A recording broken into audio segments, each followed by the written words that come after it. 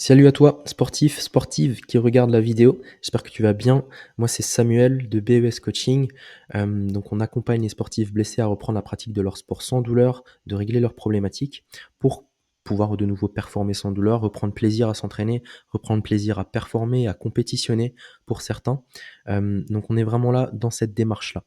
Dans cette démarche-là, j'aimerais vraiment à partir de maintenant que tu prennes une feuille, un stylo, une application de notes sur le téléphone, sur la tablette, peu importe, et qu'à partir de maintenant, tu prennes des notes, que tu arrives à comprendre ce que je vais t'expliquer dans cette vidéo, et surtout, s'il y a des choses que tu ne comprends pas, que tout de suite tu puisses lister tes questions et que tu m'en parles, soit dans la barre des commentaires directement dans la vidéo, soit directement en message privé sur Instagram, c'est là où je suis le plus réactif, et soit lors de notre prochaine visio, si on en a déjà fixé une ensemble.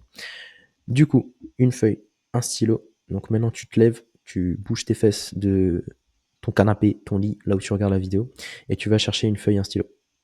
C'est bon? Tout est bon? Allez, let's go. Du coup, dans cette vidéo, on va parler de deux choses différentes. On va parler des douleurs d'un point de vue structurel, d'un point de vue tissulaire. Donc aujourd'hui, il y a des tissus qui sont éventuellement lésés. Tu as fait de l'imagerie, il y a des problématiques, il y a des tendinopathies, il y a des déchirures, des ruptures partielles, etc. Donc il y a des lésions. Il se passe des choses d'un point de vue structurel, d'un point de vue tissulaire. Aujourd'hui, ces tissus, ils s'adaptent aux contraintes mécaniques. Donc on peut créer des adaptations. On peut faire en sorte de leur rendre leurs propriétés, qu'ils soient de nouveau fonctionnels et préparés à tes activités. Ça, faut que tu le comprennes. Même si c'est un ménisque abîmé, même s'il te manque des morceaux de ménisque dans le genou suite à une opération, même s'il y a eu des fissures ligamentaires, même s'il y a eu des déstructurations tendineuses, etc. Tes tissus conjonctifs, parce qu'on appelle ça des tissus conjonctifs, s'adaptent. Donc il y aura un gros point là-dessus. On va l'appeler la partie conséquence. Donc la partie structurelle, récupérer un corps fonctionnel et préparé à tes activités qui puisse répondre aux contraintes externes, aux contraintes de ton environnement, de ta vie quotidienne et surtout aux contraintes de ton sport, parce qu'on est tous sportifs, ceux qui regardent cette vidéo. Donc vraiment comprendre d'un point de vue structurel comment ça fonctionne et de quelle manière on va pouvoir régler tes problématiques, solutionner tes problématiques. Et ensuite, le deuxième point, ça va être d'un point de vue système nerveux, douleur. Donc vraiment les fondations du mouvement et la compréhension de la douleur. Donc aujourd'hui, ton corps est en alerte, il envoie des signaux de douleur. Est-ce que c'est irrationnel? Est-ce que c'est rationnel? Quelles sont les problématiques derrière ce que lui, il essaye de t'envoyer comme signal, comme alerte? Et du coup, on va parler sensorialité et réflexe archaïque. Et du coup, ça va être complémentaire. L'objectif ici, c'est vraiment de comprendre d'un point de vue système nerveux, sensoriel, réflexe archaïque, quelles sont les fondations du mouvement, identifier quelles sont les problématiques, donc identifier ce que ton corps essaye de t'alerter. Ensuite, régler les conséquences. Donc aujourd'hui, il y a eu des conséquences par rapport à ces sources de ces problématiques-là. Donc il y a eu déstructuration de certains tissus, où aujourd'hui, certains tissus sont en manque de propriété, ne sont plus préparés à ton sport et aux contraintes que tu vas lui mettre dans la tronche à travers tes activités sportives. Et du coup, tu ne vas plus pouvoir réaliser les activités. Donc on règle la partie 1, les fondations, ensuite la partie 2, les conséquences, et ensuite on le fait spécifiquement à ta pratique sportive pour pouvoir répondre intelligemment aux contraintes de ton sport sans créer de déstructuration, sans se blesser et sans que ton corps soit en alerte et envoie des signaux de douleur pour t'empêcher de répondre à ces contraintes-là parce que ton corps actuellement n'est pas en capacité de pouvoir le faire. Ça fait pas mal de choses, donc vraiment, n'hésite pas à regarder plusieurs fois la vidéo si tu le souhaites, et dès qu'il y a des choses qui ne sont pas claires, à lister tes questions pour me les poser ensuite. Donc on est parti. Première chose, système nerveux. Donc aujourd'hui, ce qui est responsable de tes douleurs, c'est ton système nerveux qui est actuellement en alerte. Donc on va l'identifier en deux points différents, donc système nerveux sympathique, système nerveux parasympathique. Système nerveux parasympathique, en résumé, c'est donc il va être activé, il va se mettre dans ce mode-là, dans cet état de flow-là, donc en parasympathique, lorsqu'il est détendu, lorsqu'il n'est pas stressé et qu'il arrive du coup à se détendre, tout simplement. Lorsqu'il est en sympathique, c'est plus en situation de stress. Donc lorsqu'il est en sympathique, il va être davantage en mode alerte et donc être beaucoup plus sensible, et il va y avoir beaucoup plus la possibilité d'envoyer des signaux de douleur et donc toi, de les ressentir. Pour beaucoup de personnes que j'accompagne ou qui font appel à moi, ce système nerveux-là, il est complètement dérégulé. Nous, l'objectif dans un premier temps, c'est de le réguler. C'est qu'il bascule euh, d'un système nerveux stressé à un système nerveux qui n'est plus stressé. Donc, il bascule du sympathique au parasympathique. Alors, les deux sont quelque chose à développer, à savoir le faire. Les deux sont indispensables à ta survie, à ta vie en général. Par contre, il va falloir le réguler. Et aujourd'hui, si tu es tout le temps en alerte, tout le temps stressé, tout le temps euh, avec un corps qui est douloureux, donc ça veut dire que ton système nerveux, de manière chronique et de façon irrégulée, il est trop souvent en sympathique. Et nous, ce qu'on veut, c'est le réguler, le rebasculer en parasympathique pour qu'il arrête d'envoyer des signaux de douleur. Donc ça, c'est quelque chose de très important. Maintenant, de quelle manière on peut le réguler? Ça va être à travers la respiration, la cohérence cardiaque, la psychologie, pour certaines personnes, aller voir un psy, à travers l'alimentation, à travers l'entraînement, à travers la sensorialité, à travers les réflexes archaïques. Donc tous ces facteurs-là, c'est des facteurs qui vont avoir un impact sur ton système nerveux, sur ta santé en général et sur la régulation de ton système nerveux sympathique et parasympathique. Ensuite, une fois qu'on a compris ça, nous, notre objectif maintenant, c'est vraiment d'apaiser ton système nerveux, de le nourrir, de faire en sorte qu'il ait accès à un maximum d'informations pour le réguler et qu'il soit le plus fonctionnel possible. C'est ça que nous, on recherche à travers l'entraînement. Maintenant, ce qui va avoir un impact sur ton système nerveux, ce qui va le façonner dans un premier temps à travers ta naissance et ensuite ton développement au fur et à mesure des semaines, des mois, des années, ça va être les réflexes archaïques. C'est pour ça qu'on va parler réflexes archaïques. Les réflexes archaïques, c'est des réflexes, en fait, c'est des réactions du corps humain qui va être engendrées par réflexe et par rapport à son environnement. Donc par exemple, quand on est bébé, un réflexe qui est connu, c'est le réflexe plantaire. Donc je vais toucher la voûte plantaire du bébé et ce qui va se passer, c'est que par réflexe, il va venir agripper mon doigt. Donc si par exemple je mets le doigt au niveau de la voûte plantaire, il va venir l'agripper par réflexe. C'est pas un mouvement qu'il contrôle, ça se passe par réflexe. Et ça va venir se façonner à travers le temps. Maintenant, nous, on est en 2025, on est dans une société où c'est plus comme à une certaine époque. Donc, on a énormément de sédentarité, il y a les écrans, il y a un certain nombre de choses qui font que ces réflexes-là ne sont pas façonnés de la bonne manière. Donc, ton système nerveux, à travers le temps, il va y avoir plein de dysfonctionnalités par rapport à ton éducation, par rapport à qui t'a éduqué, par rapport au sport que tu as pu pratiquer étant plus jeune. Toutes ces choses-là, c'est des choses qui vont venir avoir un impact sur les réflexes archaïques et qui vont façonner d'une certaine manière ton système nerveux. Donc nous, aujourd'hui, ce qu'on veut voir, ce qu'on veut savoir, c'est quelles sont les problématiques qui sont liées à ces réflexes-là. Quel réflexe est mal intégré? Quel réflexe est bien intégré? Quel réflexe n'est pas suffisamment intégré? Quel réflexe va être hyperactif, hypoactif, etc.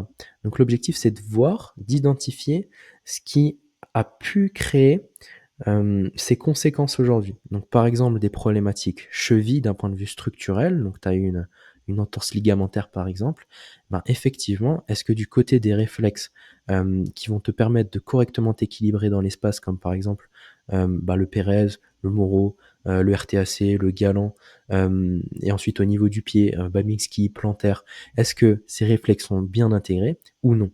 Et identifier ça. Donc ça, c'est d'un point de vue réflexe. Et ensuite, il faut faire le lien aussi avec le sensoriel.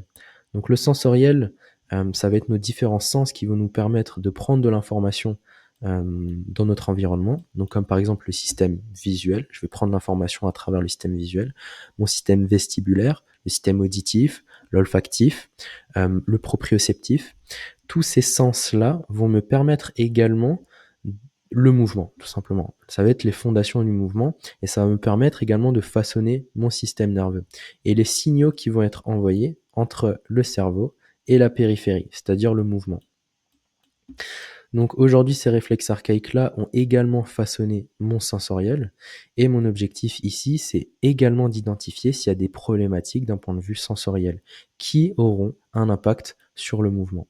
Donc aujourd'hui, par rapport à ces réflexes et à ce sensoriel, qu'est-ce qui va venir me stresser chroniquement? Qu'est-ce qui va faire que mon système nerveux va continuellement être en sympathique et ne va plus basculer en parasympathique et va maintenir, garder mes douleurs à travers le temps? Est-ce que c'est un réflexe mal intégré? Est-ce que c'est une sensorialité dysfonctionnelle ou qui est en retard, un déséquilibre? Et en fait, à chaque fois, pour chaque personne que je bilante, ça va être un ensemble de choses. Et à chaque fois, notre objectif, ça va être de faire les liens entre le sensoriel et les réflexes. Donc, identifier quel réflexe a mal façonné quelle sensorialité, inversement, et quel a été le non-développement qui aujourd'hui a créé tes problématiques et donc tes douleurs, et ce qui t'empêche aujourd'hui de pouvoir pratiquer ton sport sans douleur. Donc ça, c'est vraiment les fondations. Donc là, n'hésite pas à lister des questions, à poser des questions parce que c'est un petit peu complexe. Il y a pas mal de choses à voir. Donc s'il y a des choses qui ne sont pas claires, n'hésite pas à m'en parler. Donc voilà, la finalité, c'est vraiment d'avoir fait les liens entre réflexe et sensoriel et de récupérer un corps qui est fonctionnel d'un point de vue réflexe et sensoriel. Parce que derrière, c'est les fondations du mouvement et s'il y a des dysfonctionnalités à ce niveau-là, il y aura des dysfonctionnalités sur le mouvement et tu ne vas pas pouvoir pratiquer ton sport sans douleur, sans créer de structuration, sans créer de mouvements parasites, de compensation néfaste, de sursollicitation et c'est comme si tu vas avoir un frein à main. Si tu conduis une voiture par exemple, c'est comme si tu avais un frein à main qui était continuellement redressé et qui t'empêchait de faire des accélérations et qui te freinait continuellement, quotidiennement. Et ça, c'est vrai dans ta pratique sportive, mais c'est vrai également dans ta vie quotidienne. Si tu as un système visuel qui est dysfonctionnel lié à un réflexe tonique asymétrique du cou mal intégré, au niveau cervical, c'est normal d'avoir des douleurs quotidiennement si ce genre de problématiques sont présents sur ton corps. Et ça a été par exemple mon cas pendant des années, ce qui entretenait mes tendinopathies lombiceps et subscapulaires par exemple. Ça a duré 4 ans, malgré que je fasse du renfo et que je fasse toute la partie structurelle, celle que je vais te présenter juste après. Donc voilà pour la partie sensorielle. Donc en résumé, on a la partie système nerveux, compréhension que le système nerveux aujourd'hui est stressé, qu'on va vouloir le réguler, faire en sorte qu'il ne se stresse plus, pour qu'il te laisse tranquille, tout simplement, et qu'on pose les fondations du mouvement, qu'il n'y ait plus de mouvement parasite, de sursollicitation, de compensation néfaste, et qu'on ne crée plus ces conséquences. Donc maintenant, on est parti pour les conséquences. Donc à travers les années, tu as créé des problématiques, à travers ton sport également, et aujourd'hui, il y a des conséquences d'un point de vue structurel. Au niveau du coude, au niveau des épaules, du dos, des hanches, genoux, chevilles, cervicales, etc. Ces déstructurations-là, ces conséquences-là, ça va être des sursollicitations, donc ça va créer par exemple des inflammations, euh, des tendinopathies, des déstructurations tendineuses, des ruptures partielles ligamentaires, des problématiques d'un point de vue ménisque par exemple, d'un point de vue cartilage, chondropathie, euh, arthrose. Toutes ces problématiques-là, ça va être donc des conséquences, mais ça va pas être des conséquences d'un point de vue musculaire. C'est pour ça que souvent on fait l'erreur de vouloir faire du renfort. Je vais renforcer par exemple au niveau du genou, je vais essayer d'hypertrophier mes quadriceps, etc. Donc c'est vrai, c'est quelque chose de positif, mais par contre il n'y a pas que ça. Il y a aussi tes tissus conjonctifs. Donc il y a effectivement le tissu musculaire, ce qu'on connaît tous. Donc si par exemple je veux prendre du biceps, je vais en salle de sport et je vais faire du curl biceps et il va devenir plus gros, plus fort, plus endurant, plus explosif en fonction de ce que je travaille. Donc mon tissu musculaire s'adapte, développe des qualités physiques, développe des propriétés en fonction de ses composantes. Et pour les tissus conjonctifs, c'est exactement la même chose. C'est des tissus qui vont être responsables du mouvement, comme la capsule articulaire, le tissu ligamentaire, le tissu tendineux, le ménisque, les disques intervertébraux, le cartilage. Tous ces tissus-là permettent le mouvement, ont des propriétés auxquelles ils répondent pendant le mouvement, comme par exemple le ménisque, la compression, les ligaments, la stabilité de l'articulation, le tissu tendineux, il va permettre de restituer de l'énergie, d'en emmagasiner et de restituer. Chaque tissu a des composantes spécifiques, des propriétés spécifiques et viennent s'adapter aux contraintes mécaniques, comme le tissu musculaire. Sauf que c'est pas les mêmes types de tissus, à chaque fois c'est des tissus différents, donc ils ont des propriétés, des choses à développer qui sont différentes du tissu musculaire. Donc si aujourd'hui tu as des problèmes de dos et que tu t'amuses à faire du gainage de la planche et compagnie et que tu t'orientes que sur le tissu musculaire, tu ne développes pas ces tissus conjonctifs-là de la bonne manière, tu respectes pas leurs propriétés et du coup ils ne se développent pas et tes douleurs persistent et tu continues d'avoir des douleurs et un corps qui n'est pas préparé à tes activités, mais parce que ces tissus-là, tu ne les as pas contraints mécaniquement de la bonne manière. Ces tissus conjonctifs-là, ils sont gorgés de ce qu'on appelle des mécanorécepteurs. Il y en a 4 différents. Il y a l'organe tendineux de Golgi, il y a le Ruffini, le Pacini et il y a les terminaisons nerveuses libres. Les terminaisons nerveuses libres, c'est des récepteurs sensoriels qui vont envoyer les signaux de douleur. Ces terminaisons nerveuses libres, elles sont plus ou moins sollicitées en fonction de la santé générale du corps. L'objectif à nous, c'est de stimuler les 3 mécanorécepteurs, Ruffini, Pacini et organe tendineux de Golgi, au détriment des terminaisons nerveuses libres. Plus ton articulation est en bonne santé, plus elle est mobile, plus elle est forte, plus on lui a rendu ses propriétés sur chacun de ses tissus, et que ce soit musculaire et tissu conjonctif, plus je stimule les bons mécanorécepteurs, et moins mon corps va envoyer de signaux de douleur, d'alerte.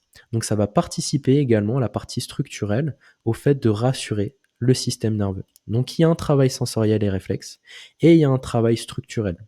C'est très important. Donc voilà pour la partie structurelle. En résumé, on a différents tissus. Il faut être spécifique, sinon c'est normal, ça ne fonctionne pas. Si aujourd'hui tu utilises encore des méthodes génériques comme du renfort type muscu, du dynamique, de faire du gainage, des travails à l'élastique sur la coiffe, etc., il ne faut pas s'étonner que ça n'avance pas. Tu fais que du musculaire, entre guillemets, c'est du gros résumé, hein. Mais tu fais que du musculaire et tu n'es absolument pas spécifique à ce que ton corps aujourd'hui a besoin d'un point de vue tissu conjonctif, si c'est ça dont il a besoin. Donc, sois spécifique, sois beaucoup plus précis. Donc, résumé, système nerveux sympathique, parasympathique. Moi, mon objectif, c'est de le déstresser. Calmos, frérot, calme-toi, ça va le faire. Là-dessus, donc pour jouer là-dessus, je vais jouer sur les réflexes et le sensoriel. C'est les fondations, c'est ta priorité aujourd'hui. Il faut que tu le comprennes. Et ensuite seulement, je vais aller sur les conséquences et comprendre ce qui se passe d'un point de vue conséquence, parce qu'aujourd'hui, il y a des réelles problématiques qui ont été créées. Donc, je vais vouloir jouer là-dessus. Et ça va me permettre également de nourrir le système nerveux parce que je stimule les bons mécanorécepteurs, le proprioceptif, et ça va rassurer également mon système nerveux. Donc, c'est un ensemble. Et bien évidemment, je suis sportif, donc il faut que je récupère de la qualité physique, une certaine masse musculaire, et que je puisse répondre aux contraintes mécaniques du sport que moi je fais. De cette manière-là, on a fini le job, tu passes les étapes, tu règles tes problématiques qu'aujourd'hui tu as, tu es précis sur l'identification des problématiques que tu as, sur tous ces facteurs-là, ensuite tu travailles dessus et tu reprends progressivement la pratique de ton sport sans douleur et tu reperformes. Voilà pour l'explication. Et ensuite, concrètement, donc, bon, j'imagine que là, tu es assez débordé, ce qui est normal. Il y a énormément de choses à voir, hein. Donc, si jamais tu ne t'inquiètes pas, nous, avec BES Coaching, c'est ce qu'on fait littéralement pour les personnes. Donc, on vous accompagne à mettre tout ça en place. Donc, c'est sous forme de bilan obligatoire.